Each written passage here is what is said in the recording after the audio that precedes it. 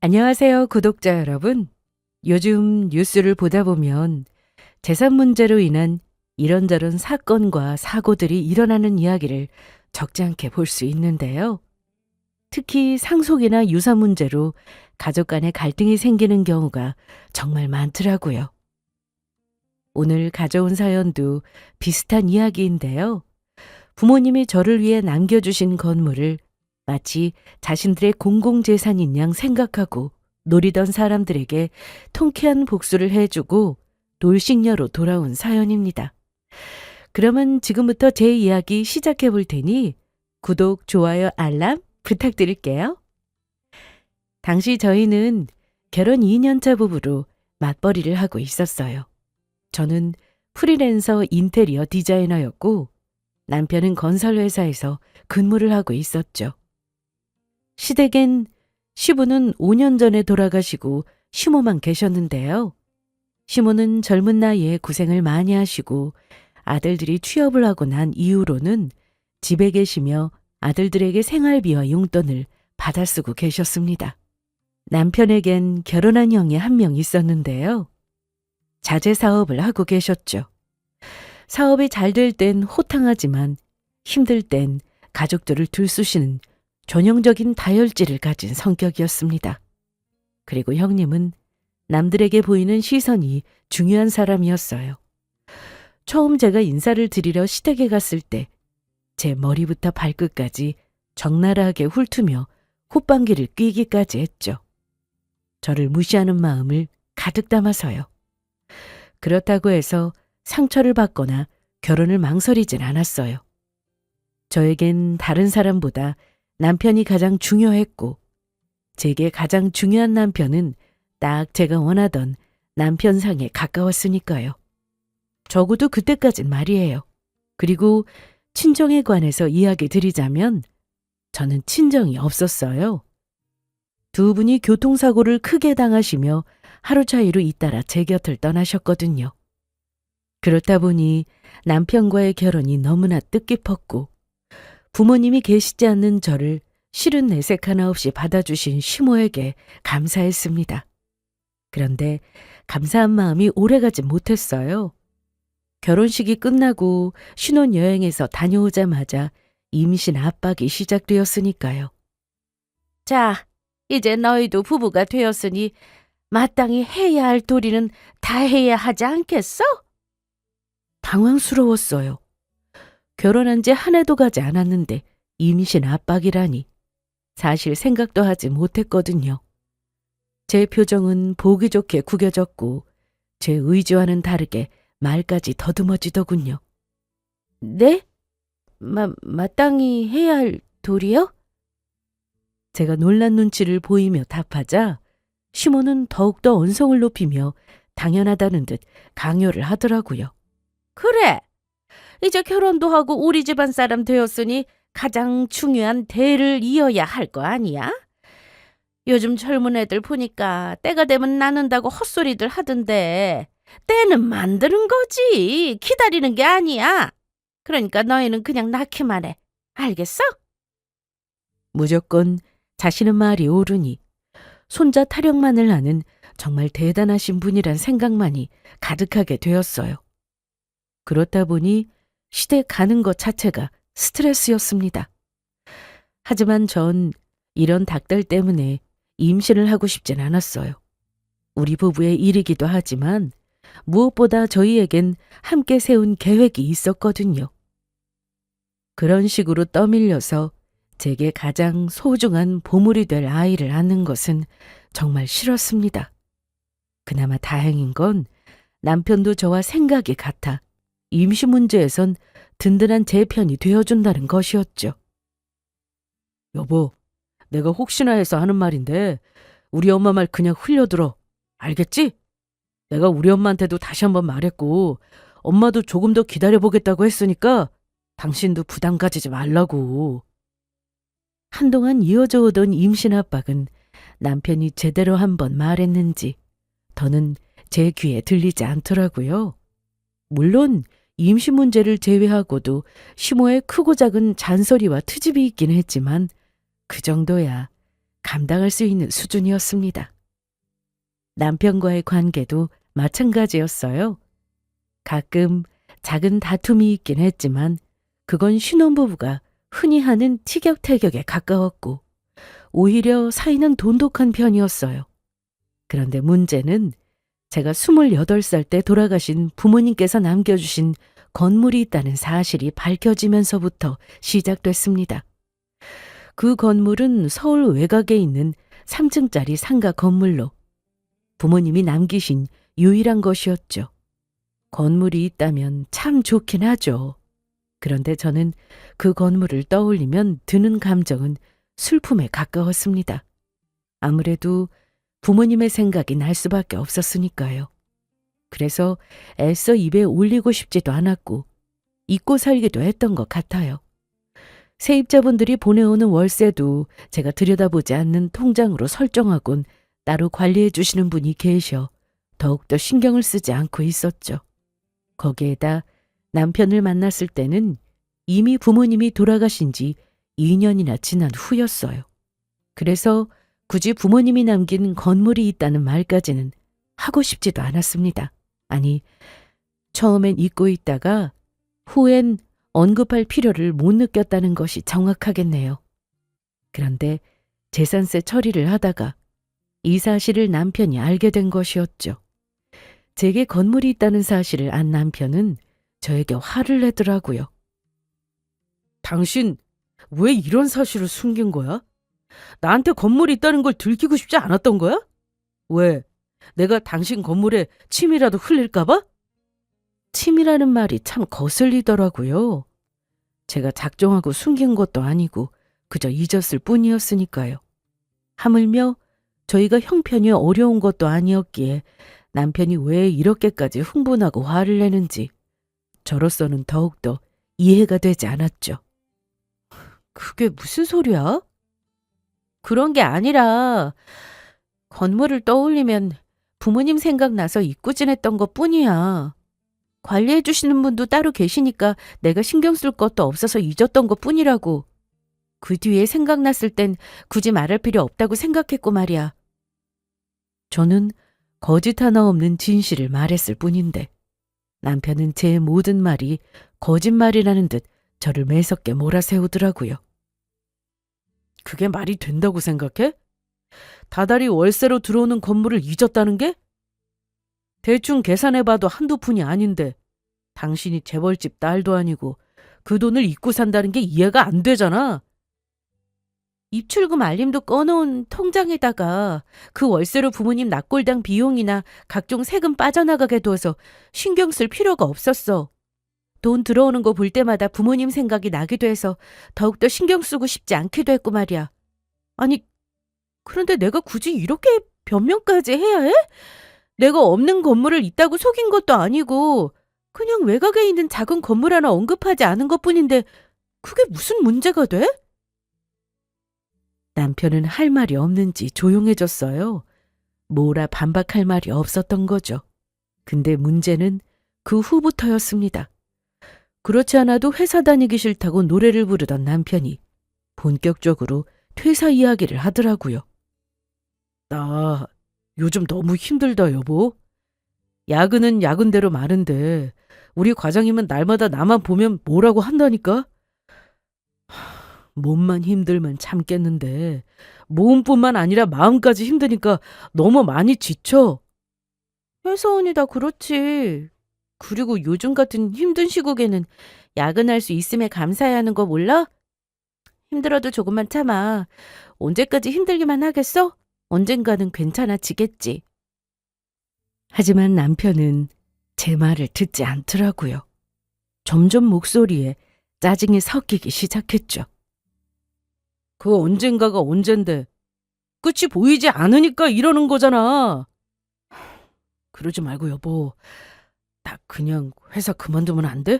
아니, 그만두고 싶어. 그만두고 나오면 뾰족한 수가 있을 것 같아? 나 프리랜서 되고 처음에 힘들어하던 거 다 놓고선 월급 받을 때가 행복하다고 생각하고 좀 더 참아봐. 제가 반대하는 기색이 역력하자 남편은 곧장 시댁 식구들을 진두지휘하며 저를 설득하려고 하더군요. 처음엔 형님이 연락해와 직접적인 건물 언급을 하며 남편 편을 들더라고요. 동서, 유산으로 받은 건물이 있었다며? 나한테 그런 능력이 있었으면 당장 우리 남편 퇴사시키고 하고 싶다는 사업 시켰을 거야. 막말로 요즘에 월급을 어떻게 먹고 살아? 인생은 한 방이라고. 동서도 너무 안정감만 찾지 말고 서방님을 위해서 크게 한번 투자해줘. 처음엔 웃으며 넘겼습니다. 그런데 바로 다음 날 시어머니에게 전화가 오더군요. 예, 내가 이야기 다 들었는데 우리 아들이 그렇게 힘들다는데 네가 좀 도와주면 안 되겠니? 듣자하니 3층짜리 건물에서 나오는 월세도 꽤 된다고 하던데 그 돈이면 우리 아들까지 그렇게 죽자고 회사 생활할 필요가 뭐가 있니? 더 넓은 세상에서 하고 싶은 사업할 수 있도록 네가 밀어주면 되잖아. 형님의 말은 흘려들을 수 있었지만 시모까지 나서니 그냥 웃어넘기면 안 되겠다는 생각이 들더라고요. 괜한 오해를 불러일으키기 전 제가 좀 더 단호하게 대답할 필요성을 느꼈던 것이었죠. 어머님, 저는 제 부모님이 남겨주신 건물에 손대고 싶지 않아요. 특히나 사업자금 같은 거로는 더욱더 사용하고 싶지 않아요. 그러니까 형님도 그렇고 어머님도 그렇고 저한테 건물 이야기 좀 하지 말아주세요. 넌 무슨 말을 그렇게 하니? 가족이 힘들다는데 돌아가신 부모님이 뭐가 됐으라고 그 건물을 그렇게 끼고 도는 게야? 넌 그냥 내가 하라는 대로 해. 우리 아들, 우리 집안을 위해 그 건물을 쓰란 말이야. 이렇게 강압적으로 한다 해도 달라질 거 없어요, 어머님. 아니, 오히려 반값만 사니까 아예 말을 꺼내지도 말고 이때껏 그랬듯 그 건물에 관해서 잊고 사셨으면 합니다. 그러면 끊을게요. 정작 건물 가진 저도 작업 하나라도 더 따내려고 발에 땀이 나도록 돌아다니며 일하는데 건물을 세우는데 돈 한 푼 보탠 적 없는 사람들이 제 건물을 앞세워 꿈을 이루려고 하는 꼴이 너무나도 싫었습니다. 연달아 치는 사업 이야기에 머리가 다 지끈해지더군요. 그리고 그 이야기에 종지부를 찍는 짓거리를 남편이 하더라고요. 그날은 저도 외주 마감으로 정신이 없던 날이었어요. 이미 3일 전부터 잠은 거의 자지 못한 상태로 막바지 작업을 겨우 끝내고 몰려오는 피곤함에 잠시 멍하게 있을 때였죠. 회사에 있어야 할 남편은 짐 박스를 들고 집으로 들어오더라고요. 입꼬리를 살짝 올린 어색한 미소를 지으며 말이에요. 당신 이 시간에 집에 왜 와? 그 박스는 뭐야? 설마 아니지? 그게 설마 맞아. 나 회사에 사표냈어. 당신 말대로 웬만하면 참아보려고 했는데 오늘도 과장님이 내 기획 써가지고 뭐라고 하는데 참을 수가 없었어. 그래서 그냥 사표 딱 던지고 나왔어. 나 잘했지? 어? 잘하긴 뭘 잘해. 나는 반대한다고 했었잖아. 온 식구들 다 동원해서 압박하더니 결국 한다는 짓이 퇴사야? 당신이 애도 아니고 그런 결정을 이렇게 충동적으로 내리는 법이 어디 있어? 몰라. 당신이 친 사고니까 당신이 알아서 해결해. 몇 번이고 반복해서 안 된다고 그렇게 말했는데 남편은 기어코 사고를 쳤더라고요. 본인이 힘들어서 본인이 힘겹게 입사한 회사를 그만두겠다는데 제가 뭘 더 어떻게 하겠어요? 얼른 자기 앞길 찾도록 지켜봐주는 수밖에요. 그렇다고 해서 남편이 바라는 것처럼 부모님이 남겨주신 건물로 남편을 밀어주고 싶진 않았습니다. 제가 본 남편은 사업을 할 만큼 번뜩이는 아이디어가 있는 것도 아니었고 부지런하지도 않았으니까요. 돈을 아무리 퍼부어도 안 될 사업에 부모님의 유산을 건드리고 싶진 않았습니다. 그런데 남편은 당연하다는 듯 건물을 입에 올리며 요구를 하더라고요. 그래도 당신이랑 상의는 했었잖아. 그리고 나 계획 없는 거 아니야. 나 당연히 당신이랑 같은 회사 차리려고 했었지. 이제 우리도 진짜 가족 사업 해보자. 나 건설 쪽 경력 있고 당신은 인테리어잖아. 우리 둘이 합치면 완벽하지 않겠어? 완벽은 무슨. 나 지금 내일 하기도 벅차. 새벽마다 외주 마감하느라 3일째 제대로 잠도 못 잤는데 당신은 무슨 가족 사업을 그렇게 쉽게 말해? 쉽게 말하는 게 아니라 나도 생각 많이 하고 내린 결정이고 하는 말이라니까. 여보, 내 말 좀 들어봐. 이참에 회사 차려서 크게 하면 우리 인생 다시 시작하는 거야. 솔직히 지금 하는 당신 일 너무 작잖아. 직원도 없고 사무실도 따로 없어서 집에서 일하고 있고. 우리 둘이 하면 스케일이 다르게 갈 수 있다니까. 확신에 찬 눈빛, 단단한 말투. 남편은 마치 마음만 먹으면 무조건 성공할 사람처럼 보였어요. 하지만 이미 프리랜서로 밑바닥부터 시작해본 저로서는 그게 얼마나 막막하고 힘든 일인지 누구보다 잘 알고 있었죠. 거기다 제가 하는 일을 깎아내리는 듯한 말까지 들으니 그 순간 기분이 확 상해버렸습니다. 나는 지금도 충분해. 더 크게 할 생각도 없고 당신이랑 같이 사업을 다 키울 생각은 더더욱 없어. 정 나랑 하고 싶으면 당신도 밑바닥부터 한다는 생각으로 거래처부터 따와보든가. 에이 진짜. 회사부터 번듯하게 차려놓고 거래처를 따오든 일 진행을 하든 하지. 난 그런 식으로 일 안 해. 우선 능력 증명부터 해. 그리고 일도 시작하기 전인데 직원은 무슨 직원이야.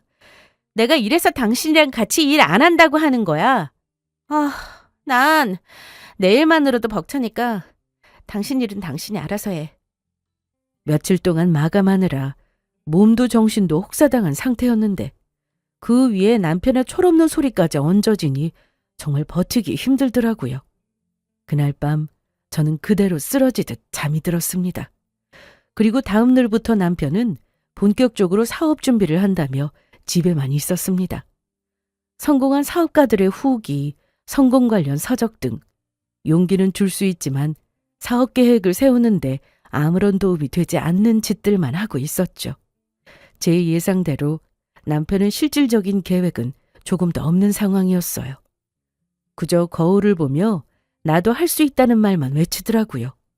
그 꼴을 보고 있자니 화가 치밀어 오르고 답답해서 숨이 막혔습니다. 그런데 그런 와중에 또 건물 이야기를 꺼내더라고요. 내가 생각을 해봤는데 아무래도 당신 건물에 있는 제일 큰 상가 나한테 줘. 아니다. 2층 통으로 비워주면 더 좋겠다. 사무실은 있어야 사업을 시작하지. 세입자 언제까지 내보낼 수 있어? 나 그 일정에 맞춰서 오픈하게.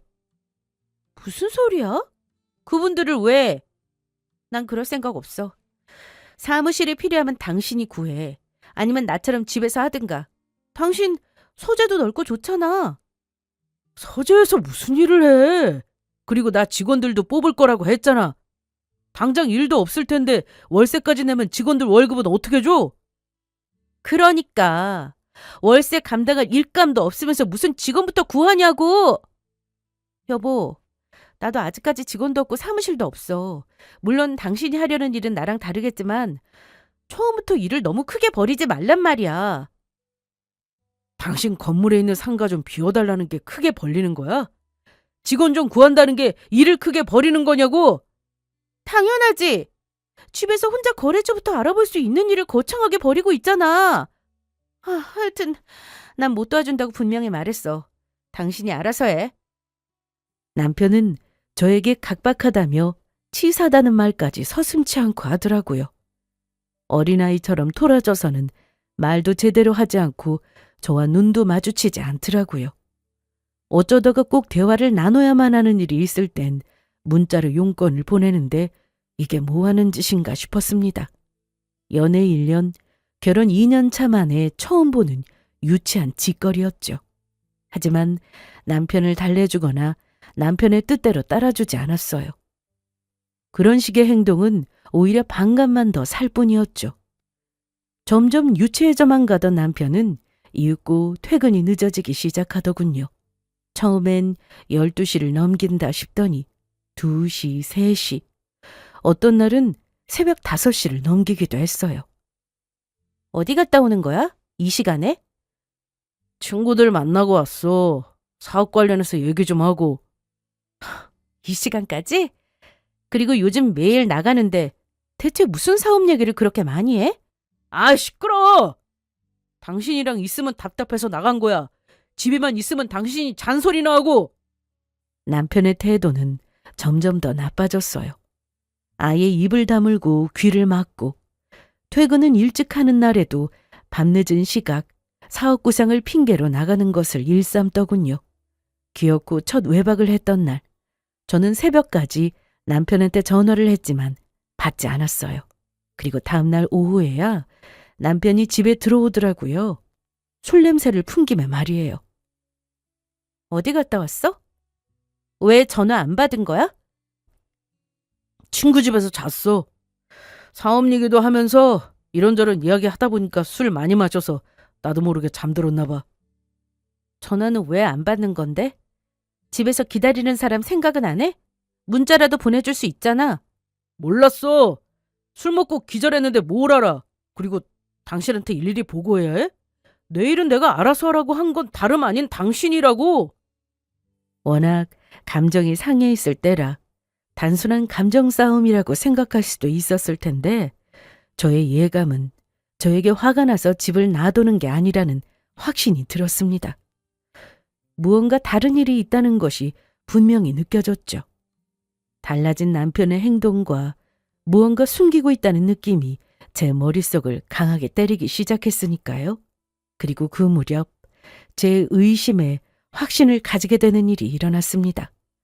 그날은 부모님의 기일로 연애할 때부터 늘 함께 납골당에 함께 가곤 했었어요.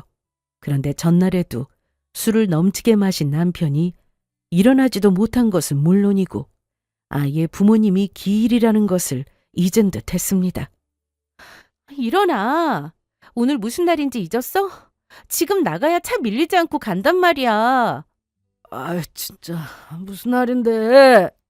무슨 날이든 나 좀 깨우지 마. 어제 늦게 들어온 거 몰라? 전날 늦은 시간까지 오지 않는 남편을 기다리며 이미 실망을 많이 해서 그런지 그런 모습에도 실망이란 감정이 올라오지도 않더라고요. 저는 자는 남편을 그대로 두고 남편의 차 열쇠를 가지고 지하 주차장으로 향했어요. 당시 저희 집안의 차는 한 대로 주로 남편이 끌고 다녔었는데 납골당에 혼자 가야 하니 차 열쇠만 챙겨 내려온 것이었죠. 차 문을 열고 운전석에 앉았어요. 그런데 사이드미러를 맞추고야 시선을 바쁘게 움직이는데 조수석 의자에 신다 벗은 여자 스타킹이 있더라고요. 손이 덜덜 떨려오며 남편의 외박이 떠올랐습니다. 자연스럽게 상상은 최악의 장면까지 치달았고 저는 황급히 블랙박스를 확인했어요. 하지만 블랙박스 선 자체가 빠져 있었고 차량 곳곳엔 여자의 흔적들로 가득했습니다. 결국 저는 결심했어요. 뒷조사를 해야 한다고 말이에요. 다음 날 저는 흥신소를 알아보기 시작했어요. 솔직히 처음엔 겁이 나며 망설여지더라고요. 그때까진 흥신소란 드라마에서나 보던 곳이라 생각했으니까요.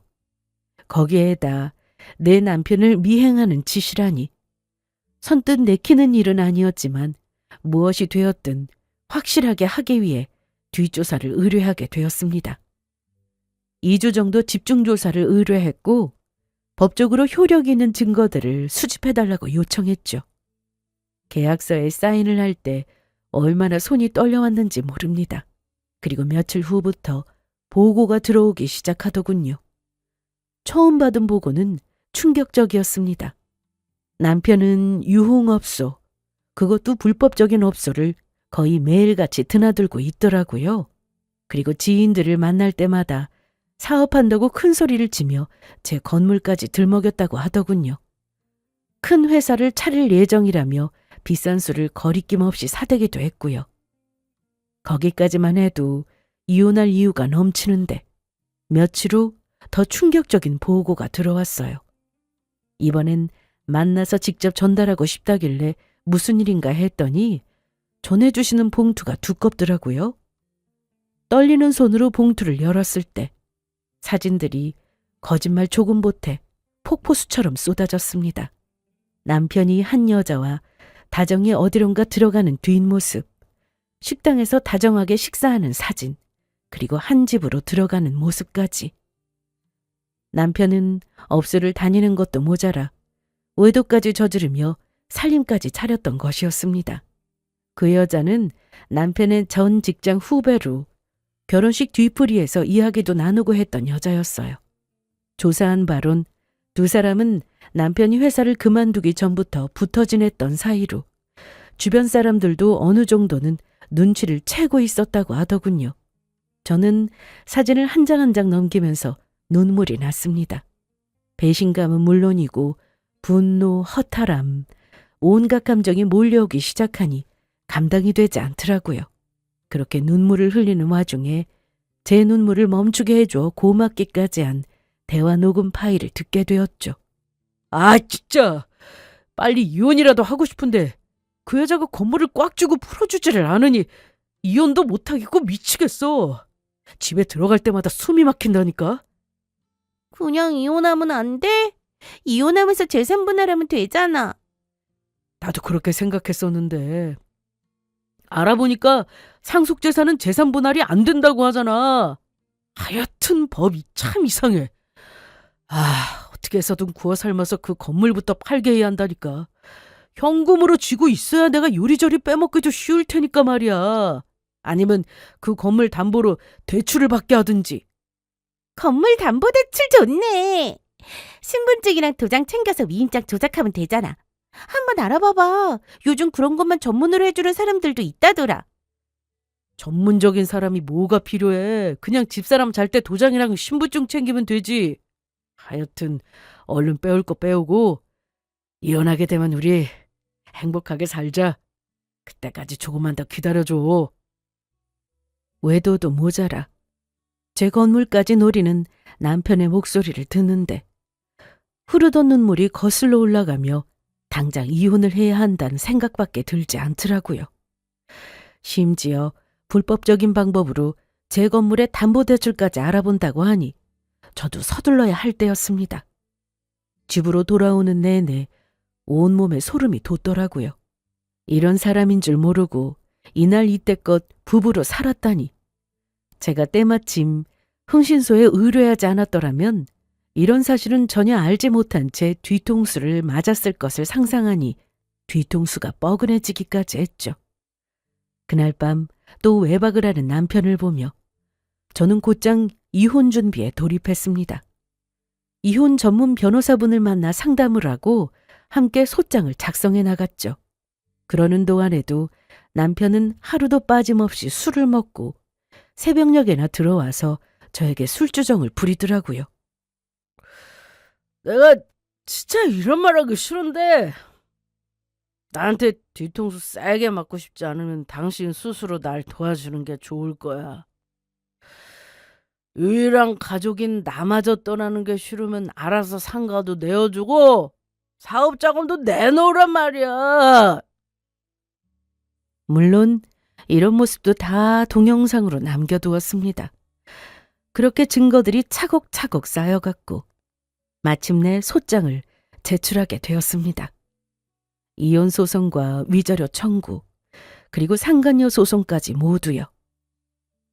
남편에게 소장이 전달되는 날 일을 하느라 저녁 늦게 집으로 돌아오니 사색이 된 남편이 저를 기다리고 있더군요.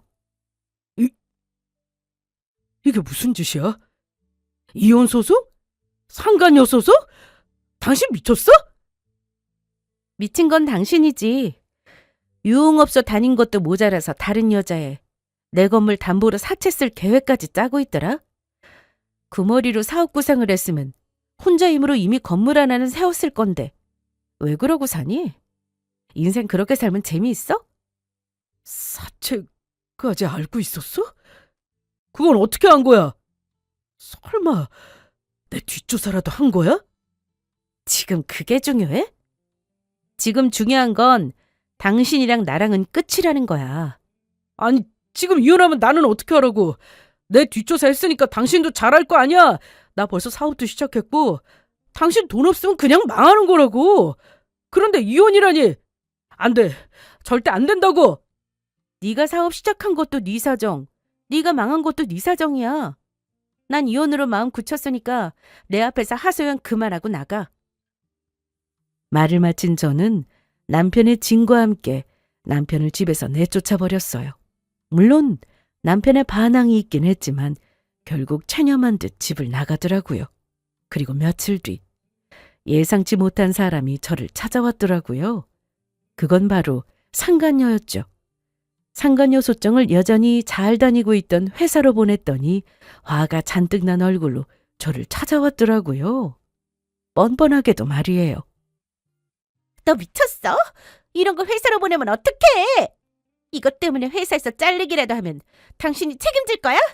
내 인생에 불륜녀 타이틀이라도 달리면 네가 책임질 거냐고? 헛웃음이 다 났습니다. 감히 누가 누구한테 소리를 지르고 누가 누구한테 책임이란 말을 입에 올릴 수 있는 것인지. 절로 나오는 웃음에 저는 미소를 숨기지 않으며 대답했어요. 야, 정신 차려. 여기가 어디라고 감히 불륜녀가 찾아와서 고함을 질러? 그리고 네가 불륜을 저질렀으니 불륜녀 타이틀이 붙는 거고 잘못을 했으니 회사에서 잘리는 거야. 어디서 생각 없이 내 앞에서 책임이라는 말을 입에 올리는 거야?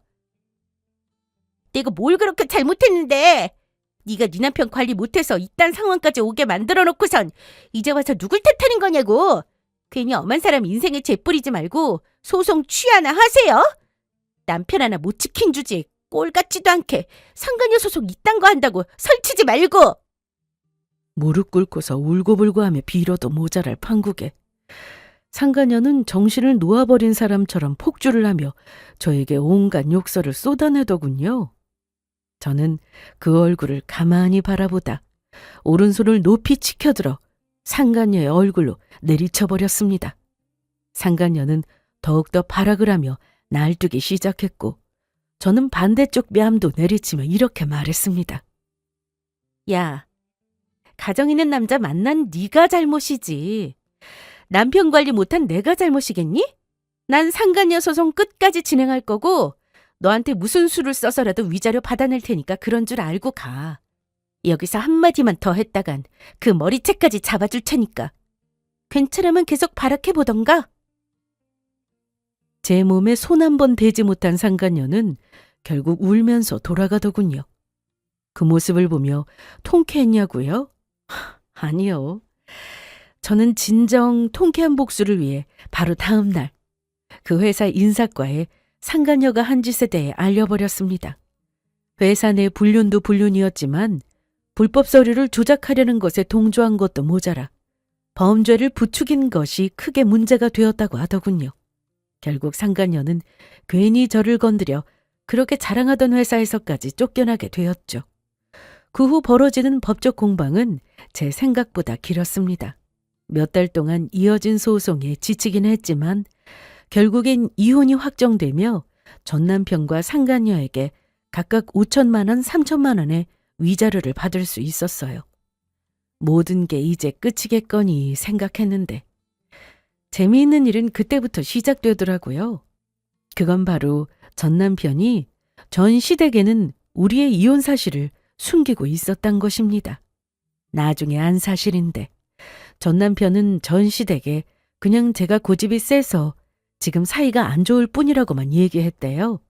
곧 화해할 거고 건물도 어떻게든 설득해서 가족들이 쓸 수 있게 할 거라고 거짓말을 한 거였죠. 건물을 들먹이며 전 시댁에서도 돈을 뺐었던 전 남편이 그 돈을 갚아주지 못하는 상황이 되자 거짓말로 상황을 모면했던 것이었습니다.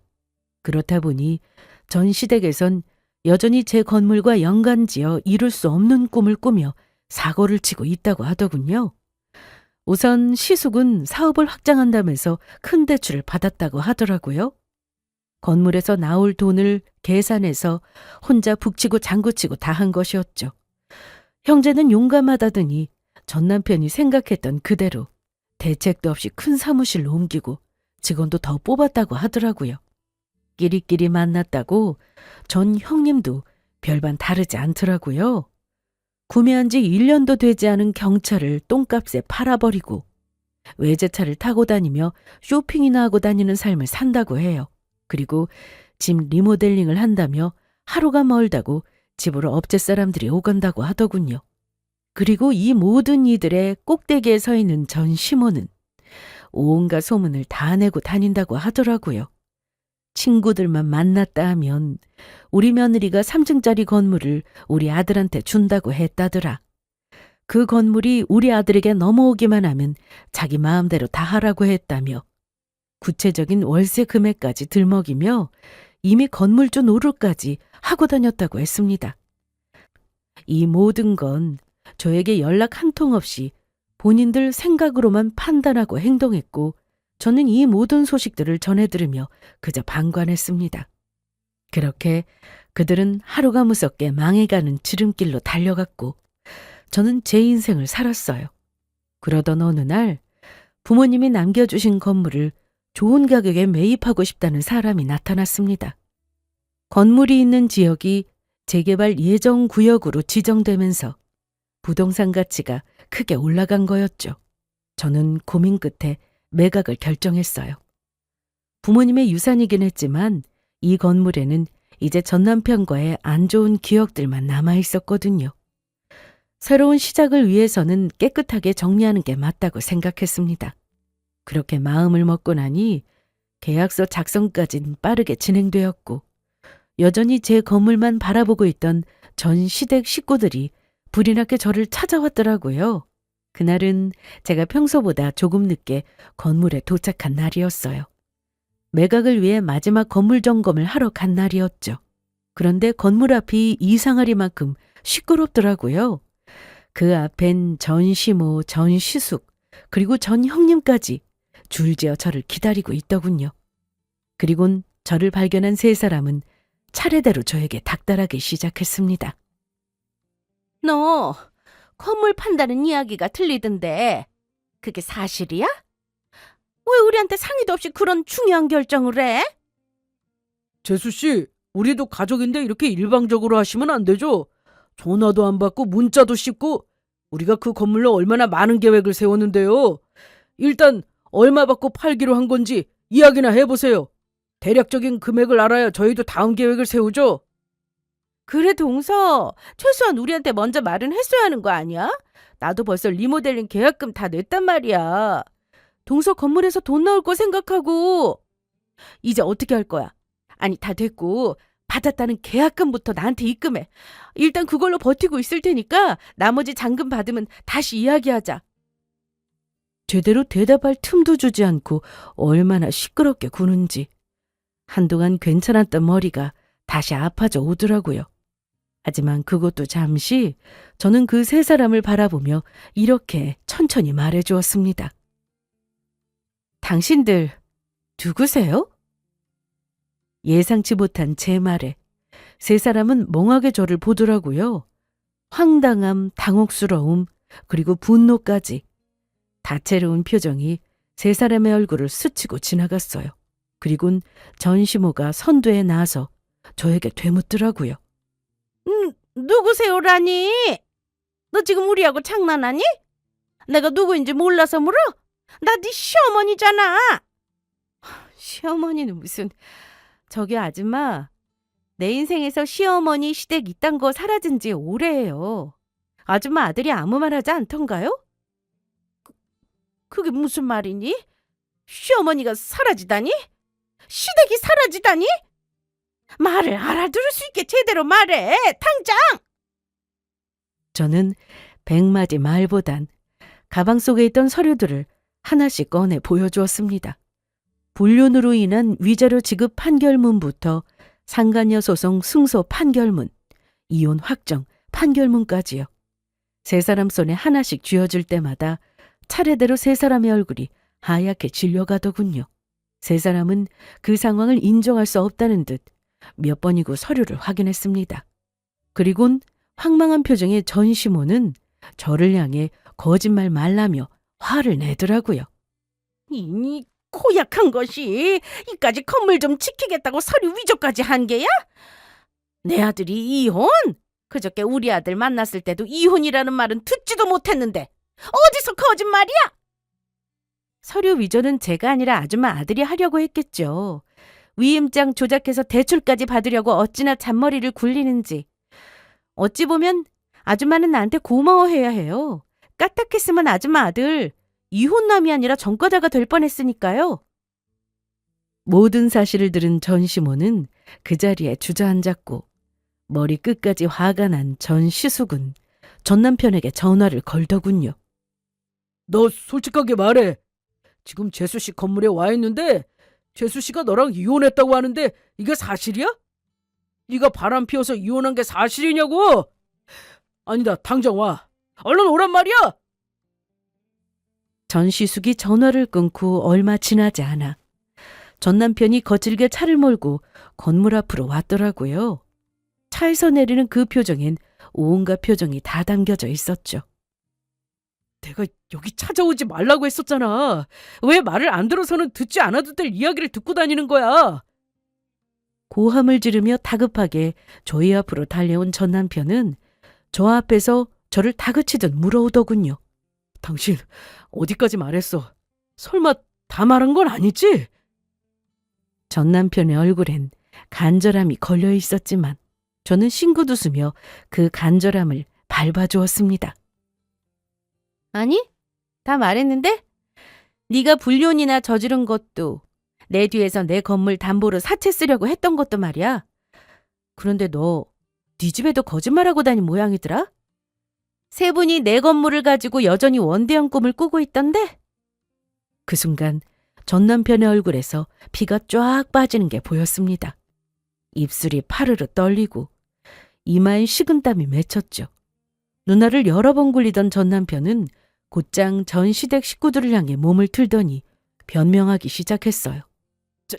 잠시만. 내 이야기 좀 들어봐. 잠시 오해가 있어서 이혼하려긴 했는데 곧 잘 풀릴 거라고. 그러니까 나 믿고 돌아가자. 여기서 이러고 있어봤자 서로한테 좋을 거 하나도 없으니까. 혼신의 힘을 다하면 뭐하나요? 이미 세 사람의 얼굴엔 전 남편에 대한 불신이 가득했고 결국 전 시숙의 주먹이 전 남편의 얼굴로 빠르게 향했습니다. 너 이 자식이 진짜 이런 순간에도 거짓말을 해? 너 어떻게 할 거야?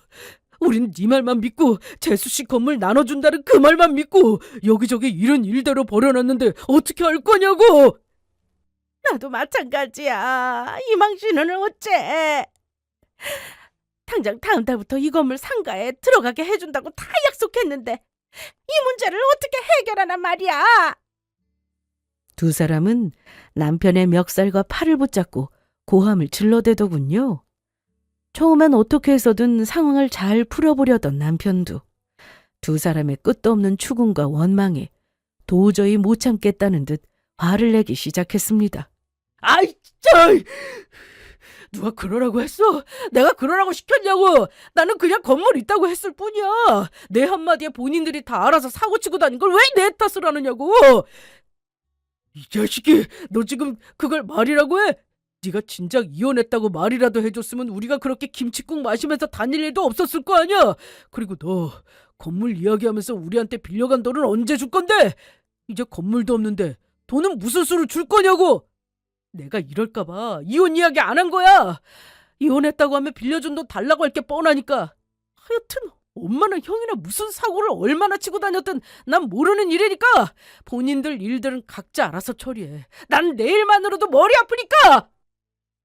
전 남편의 무책임한 말과 함께 두 형제의 주먹 다짐이 시작되었어요. 두 사람 다 자신의 잘못을 반성하기는커녕 서로 탓을 하며 원망하기 바쁘더군요. 전시모는 이미 자리에 주저앉아 곡소리를 시작했고 전 형님은 멍하니 하늘만 바라보고 서 있었죠. 아마 다 망한 상황임을 몸소 체감하는 시간인 듯 했죠. 결국 주변의 신고로 인해 경찰분들이 오셨고 그렇게 저에게만 신나던 상황이 마무리되었습니다. 그 후 전 시댁에서는 곡소리가 끊이지 않더라고요. 우선 전 시숙은 건물만 믿고 받은 대출을 갚아내느라 이사했던 사무실은 다시 팔고 어렵게 마련했던 집까지 처분했다고 하더군요. 그러고도 빚이 남아 전 형님은 입주 청소를 다니고 전 시숙은 밤에는 대리운전, 낮에는 본인 일과 더불어 배달까지 한다고요. 그리고 그렇게 사이가 돈독하던 전 시모와는 연을 끈다시피 하고 지낸다고 합니다. 빚 갚기도 버거운데 전 시모는 생각도 없이 계속 생활비를 바라고 친구들 사이에서 체면 치레를 위해 전 시숙의 카드를 물수도 쓰고 다니니 버림받을 수밖에요. 이처럼 전 시숙에게 마저 버림받은 전 시모는 그렇게 중요하게 여기던 체면이 땅에 떨어져 얼굴도 제대로 들지 못하고 다닌다고 하더라고요. 자식 상황은 살펴보지도 않고 무조건 본인 체면만 중시하더니 결국 망신살만 잘 뻗쳤다고 생각했네요. 그리고 마지막으로 전 남편의 소식이 남았는데요. 우선 잘못 없다고 그렇게 큰 소리치던 상간녀는 결국 회사에서 잘리고 전 남편과 함께 지내며 성공을 위해 뒷바라지를 했다 하더군요. 하지만 아무런 준비도 계획도 없이 시작한 사업이 잘 될 리가 없었고 빚이 점점 쌓여 자신의 돈까지 위협받는 상황이 되자 그대로 도망을 쳤다고 했습니다. 그렇게 가진 것 없이 혼자가 된 전 남편은 그때서야 제가 아쉬워졌는지 차마 눈뜨고 볼 수 없는 꼴을 하곤 저를 찾아왔더라고요. 어디에서 찌질한 이혼남들이 전 부인을 만나면 해야만 하는 말이라는 주제로 알려주기라도 하는 것인지 어디서 많이 듣고 본 말을 저에게 쏟아냈죠. 잘 지냈어? 얼굴 보니까 당신은 잘 지낸 것 같네.